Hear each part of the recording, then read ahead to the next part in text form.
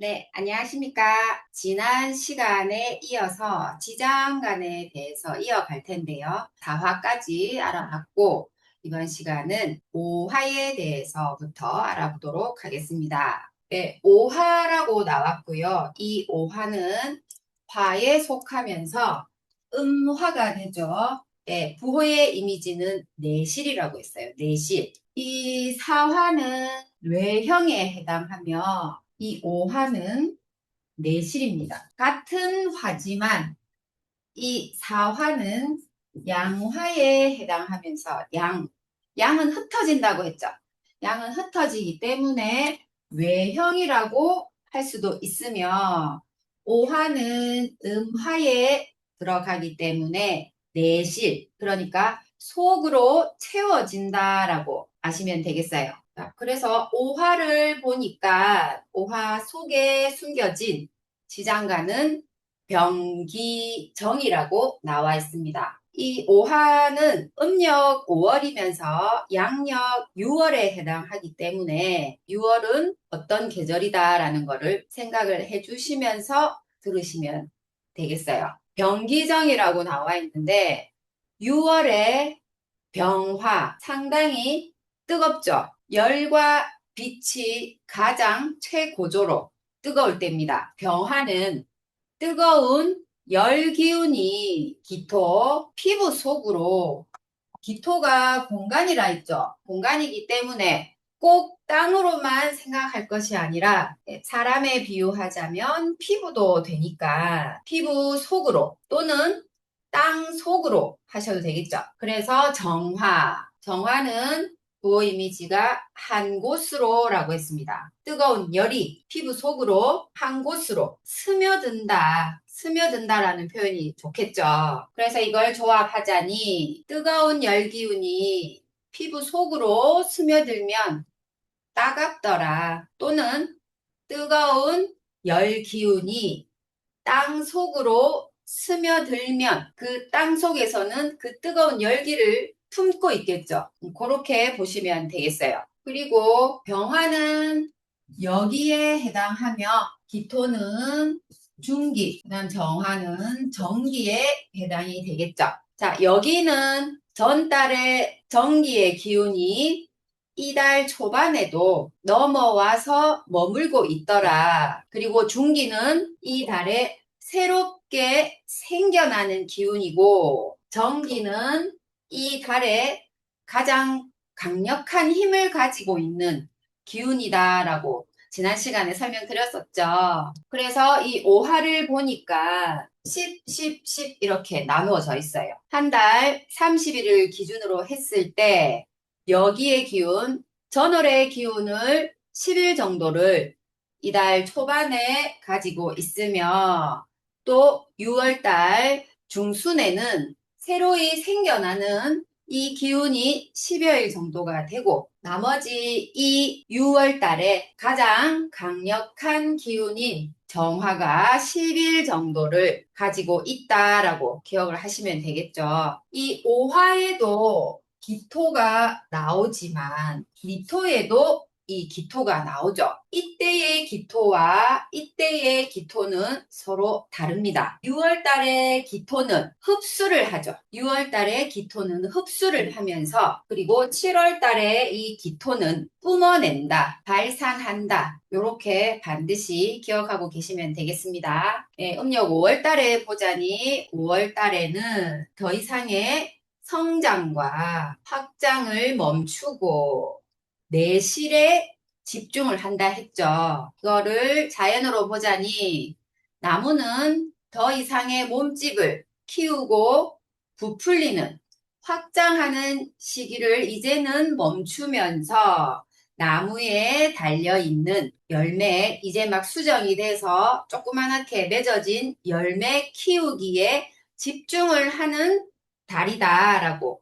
생각하시면 되겠습니다. 그리고 다음이 미토라고 나왔어요. 미토는 토에 해당하면서 토죠. 미토의 이미지는 불고 기복 이랬어요. 기복이니까 들쑥날쑥하다 이거죠. 미토 속에 숨겨진 지장간에는 정을기라고 나와 있습니다. 정을기. 여기 중기, 정기가 되죠. 전월의 기운이 자, 이달에도 넘어와 있습니다. 물고 이어져서 넘어와 있죠. 그리고 이 중기에는 이 달에 새로이 생겨나는 기운이고, 그리고 정기는 이 달에 가장 강력한 기운이다. 그래서 이 미토는 음력 6월이면서 양력 7월이 되죠. 양력 7월 달은 또 자연이 어떤 변화를 하고 있는지 그걸 또 생각을 하시고 보시면 되겠어요. 정을기라고 나와 있는데 이때는 스며든다 했는데 이때는 정화가 빛이라고 나와 있습니다. 빛. 안 그래도 강력한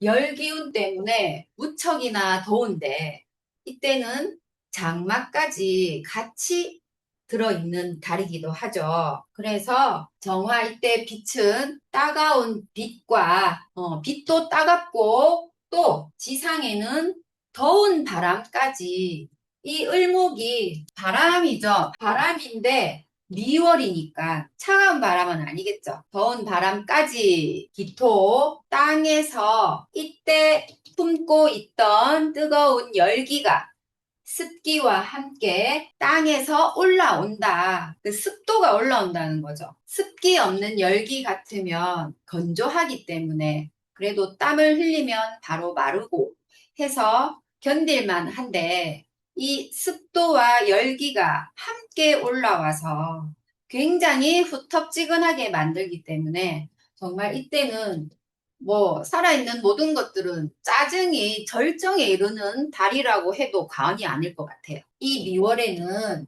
정을기가 있는데 따가운 빛이 더운 바람까지 함께, 그러니까 지상도 굉장히 덥다 이거죠. 더운데 무려 땅에서 습기와 열기를 같이 토해서 올라온다. 습기와 열기가 같이 뿜어져 나온다. 습도가 높아지면서 굉장히 더워진다. 그렇게 알고 계시면 되겠어요. 그래서 이 여기는 지난달 기운을 9일 정도를 내가 가지고 있으며 새로이 생겨나는 이 중기에는 3일 정도로 되며 나머지 굉장히 많죠. 긴 시간이죠. 나머지 가장 이 정기는 강력한 기운이랬어요. 이때 땅에서 열기와 습기가 함께 분출이 된다. 후텁지근한 달. 지금이 6월달 생각하시면 이해 빠르시겠죠. 다음에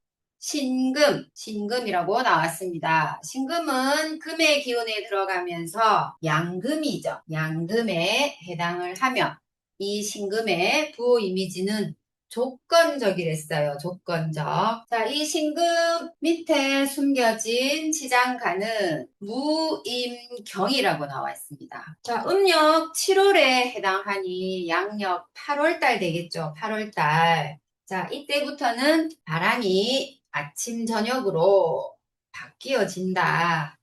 그래서 계절적인 변화를 우리가 피부로서 느낄 수가 있다라고 제가 저번 지지부호 때 설명을 드렸었습니다. 그래서 그거를 생각을 해서 연계를 하자면 무임경이라고 나와 있는데 공간이죠. 공간도 되며 때로는 높다, 넓다라고 했기 때문에 높은 산에 자, 임수가 물이죠. 액체 물은 경그, 바위 틈에서 나온다. 자, 이게 금생수에 대한 원리가 되겠죠. 서서히 가을에 접어들게 되면서 산에서 물은 바위 틈에서 나온다. 바위 틈에서 말씀드리기를 자, 이 바위에 미세한 틈 속에 물이 들어있다고 이야기했었죠. 틈 속에 들어가 있는 물들이 이 7월에는요, 기온의 차이에 의해서 수축 현상이 일어납니다. 수축 현상이 일어나면서 틈 속에 차여져 있던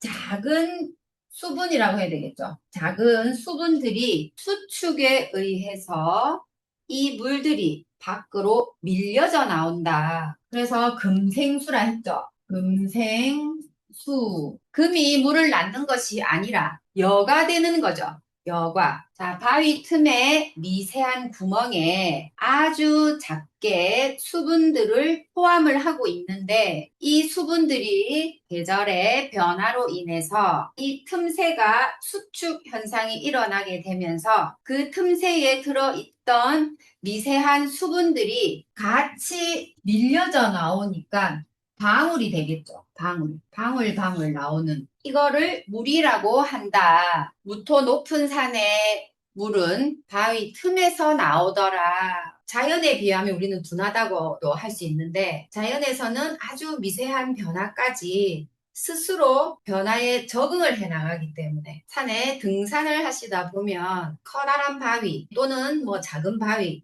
이런 데서 겉표면에 물기가 이렇게 있는 거를 보실 수 있을 거예요. 그게 이 표현이 되겠죠. 신금, 음력 7월에 높은 산에 물은 어디서 나오나 했더니 경금의 바위 틈에서 나오더라. 아시겠죠?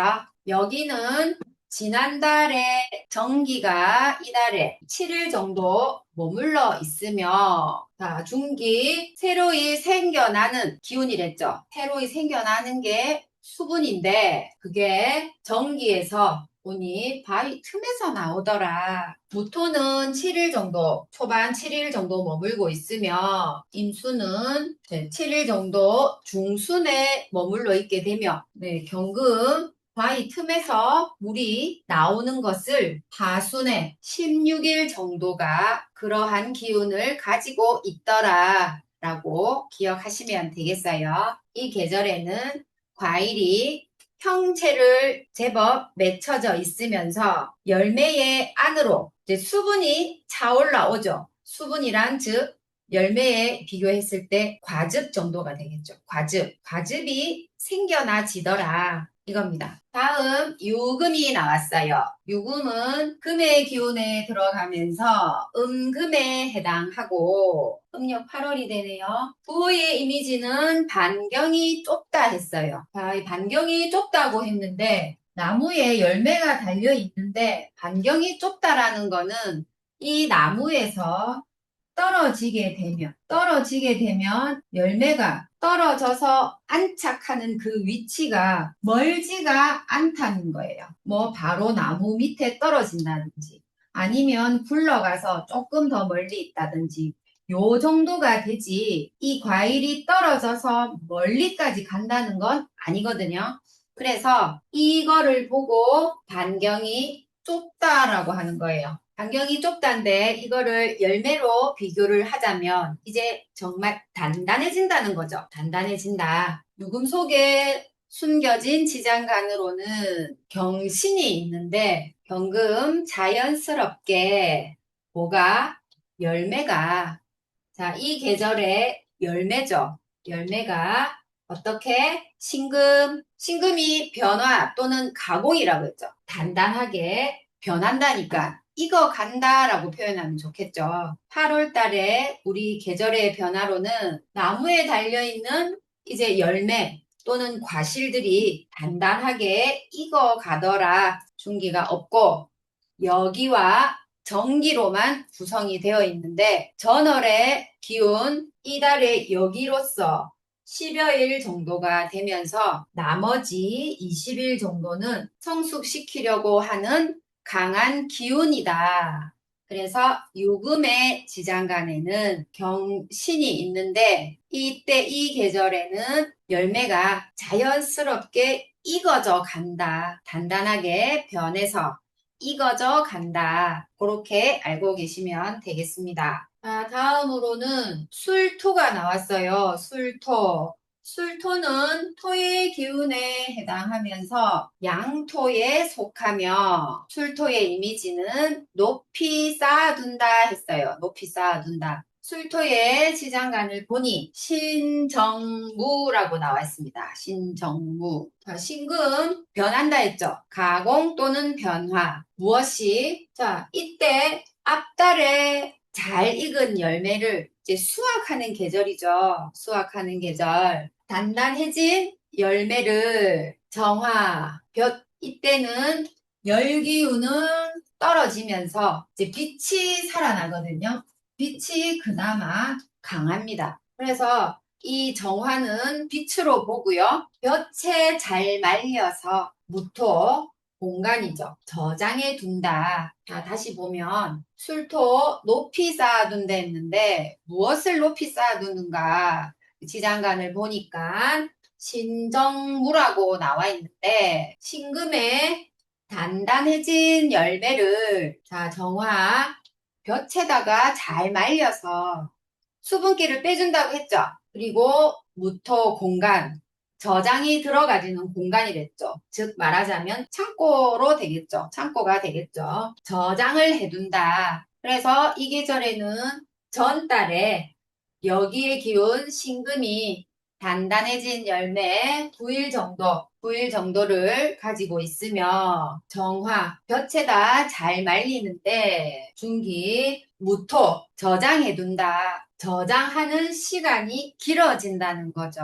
그래서 술토는 높이 쌓아둔다 했습니다. 이때의 자연을 보면 볕이 강해지고 대기 중에 수분이 적어지면서 맑은 가을 하늘을 볼 수가 있다 했죠. 가려지는 장애물이 없기 때문에 더 높아진 맑아진 가을 하늘을 볼 수가 있다. 그리고 이때는 수확을 해서 저장에 들어가므로 자 말하자면 이제 자연에서는 거의 이제 막바지에 들어가고 열심히 활동을 했던 막바지에 들어가면서 이제 사람들이 이제 바빠진 시기가 되겠죠. 저장을 하기 위해서 걷어들인 곡식이나 열매들을 수분을 잘 날려서 오랜 기간 동안 저장을 해야 되기 때문에 그렇게 기억하시면 되겠습니다. 자, 이제 마지막으로 해수가 나왔어요. 해수는 수의 기운에 들어가면서 양수에 해당하고 그 이미지는 제자리라고 했습니다. 제자리에 있다. 그러니까 이제 더 이상 활동을 하지 않고 서서히 활동의 반경을 좁힌다든지 뭐 그런 얘기가 되겠죠. 해수에 숨겨진 지장간을 보자니 이렇게 무갑임이라고 나왔어요. 전월에 여기가 무토 넘어왔습니다. 자, 공간이라고 했죠. 공간인데 여기는 자연으로 산과 들의 모든 공간이 되겠죠. 간목, 살아있는 것은 간목이 살아있다 했죠.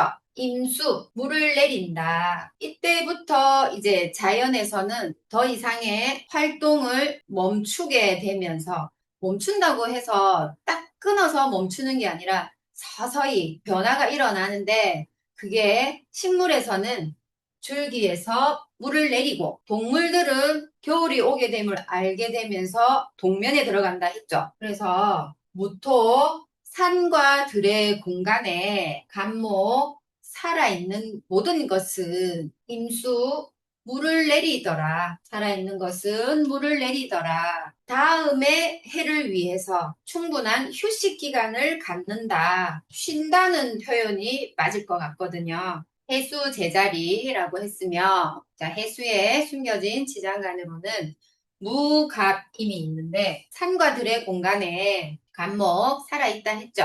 살아있는 모든 것은 자 임수 물을 내린다. 식물은 줄기에서 물을 내립니다. 서서히 내립니다. 내린다고 해서 죽는다는 게 아니고 겨울을 잘 나기 위해서는 내가 물을 많이 머금고 있으면 그 물기로 인해서 내가 얼어서 죽겠죠. 그렇기 때문에 최소한의 물만을 남겨둔 채 다 스스로 내립니다. 내려서 이 겨울을 잘 보내고 다음 해 인월에 다시금 새싹이 돋아 올라오겠죠. 지난달 정기가 이달에 여기로 넘어왔는데 7일 정도, 초순에 7일 정도가 머물고 있으며 살아있는 모든 것은 중기도 7일 정도 머무르고 있으며 새롭게 생겨나는 기운이 7일 정도 되며 이달에 가장 강한 기운은 물을 내린다. 사람으로 얘기를 하자면 휴식에 들어간다. 휴식에. 왜 휴식에 들어가냐면 요거를 시간으로 본다면 해시가 되죠. 해시. 해시에는 반드시 잠에 들어가야 됩니다.